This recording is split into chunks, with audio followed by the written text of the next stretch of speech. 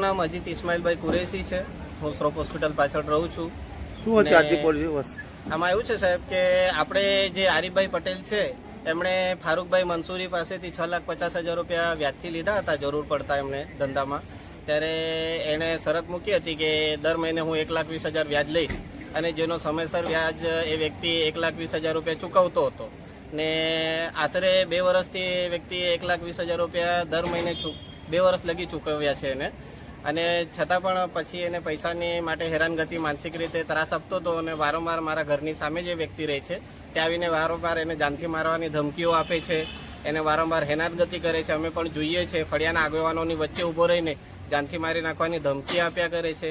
એટલે આ લોકોએ ત્રાસીને ઘર વેચીને એને 6 લાખ રૂપિયા ઘર વેચીને 2 આગેવાનોના વચ્ચે 6 લાખ રૂપિયા એને પરત આપી દીધા છે અને 6 લાખ રૂપિયા આપ્યા હોવા છતાં પણ 50,000ની પાછી માંગણી કરે છે। અને 50,000ની માંગણી કરવા માટે આજે વ્યક્તિ જ્યારે શાકભાજીનો ધંધો કરે છે એની દુકાને જઈને એની પાસે 50,000ની માંગણી કરેલ અને 50,000ની માંગણી કરતા અચાનક ઉશ્કેરાઈ જઈને એ વ્યક્તિએ એના પર જીવલેણ હુમલો કરેલ। જેમ કે તરાજુના કાંટાના વજન આવે 2-2 કિલોના 5-5 કિલોના જેવા પથરા, મોટા મોટા પથરાઓ એના છાતીના ભાગે મારેલ અને લોખંડના સપાટાથી મારેલ, જેને અમે લોકોએ ઉચકીને સોનગઢ હોસ્પિટલમાં દાખલ કરેલ અને ત્યાંથી ના પાડતા વ્યારા રેફરલ હોસ્પિટલમાં લઈ આવેલા છે।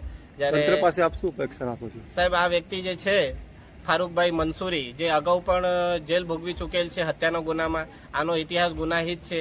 અને સાહેબ આ વ્યક્તિ જે પણ છે આ છે અને આના છોકરાઓ છે જેમ કે સાકિરભાઈ મંસૂરી છે, સાબિરભાઈ મંસૂરી છે, સાહિલભાઈ મંસૂરી છે, આ બધા જનૂની સ્વભાવના છે અને માથાભારે હોવાથી સોનગઢ ગામની અંદર બધાને હેરાનગતિ પણ કરે છે અને માનસિક ત્રાસ આપે છે અને જનૂની સ્વભાવ ધરાવે છે સાહેબ। અગાઉ મારા પર પણ આ વ્યક્તિએ જીવલેણ હુમલો કરેલો સાહેબ।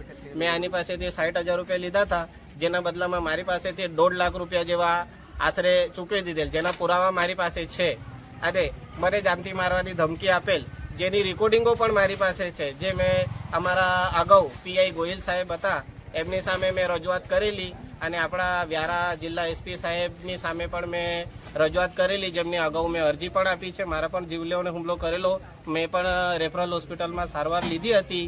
ત્યારે આવા ગુનો બીજી વાર આવા કોઈ વ્યક્તિને આ વ્યક્તિ બીજી વાર કોઈ વ્યક્તિને હેરાનગતિ ના કરે, કોઈના પર જીવલેણ હુમલો ના કરે અને સાહેબ આવા વ્યક્તિને જેલમાં સળિયા પાછળ જરાક ઢકેલે તો સાહેબ આવી નમ્ર વિનંતી છે। આવા વ્યક્તિને પાસા હેઠળ કલમો લગાવીને આને જેલ ભેગો કરીએ તેવી અમને સાહેબને, અમારા સોનગઢ પીઆઈ સાહેબને નમ્ર વિનંતી છે સાહેબ। जी आपका नाम? मेरा नाम है रफ़्ज़ाक पटेल। क्या हुआ था आज?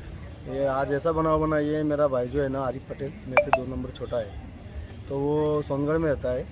तो उसने है ना ये कोई फारूक मंसूरी करके है, उसके पास से कुछ ब्याज से पैसा लिया था 6 या 7 लाख रुपए जैसा। तो 2 साल से उसको 1,20,000 जैसा ब्याज हर महीने दे रहा था। तो अभी उसने बहुत परेशान करते करते ना उसका जीना हराम कर दिया। उसको बार बार धमकी देता था, ये करता था। हाँ, और ये पूरा उसका पैसा चुका है, फिर भी वो ब्याज के लिए उसको हैरानगी करता था। रोज डेली की दुकान पे जाए तो धमकी देवे, या उसको जो भलामन करने आता था उसको बोले, उसको धमकी देवे, मतलब इसने सबका जीना हराम कर दिया था। आज उसने अचानक मौका देखकर मेरे भाई पे बहुत, हाँ, उसके दुकान पे जाकर हमला किया। वो भी अकेले नहीं किया, उसके 3 बेटों में ने, और उसने चारों मिलके उसने ऐसा मारा हुआ है कि इंसान जानवर को भी नहीं मारता है, इतना मारा हुआ है। इसके लिए आपने किसी को फरियाद किया? और आप हमने सोनगढ़ पुलिस स्टेशन में फरियाद की, पर अभी तक उसका कुछ एक्शन हुआ नहीं। अब वो बात को करीब 6 घंटे बीत गए बराबर। तो हम आपसे यही गुजारिश है कि आप थोड़ा आगे अच्छी से अच्छी कार्रवाई करके हमारे को न्याय दिलाने की कोशिश करें, और आइंदा भविष्य में वो जो भी है फारूक भाई करके है उसका, हाँ।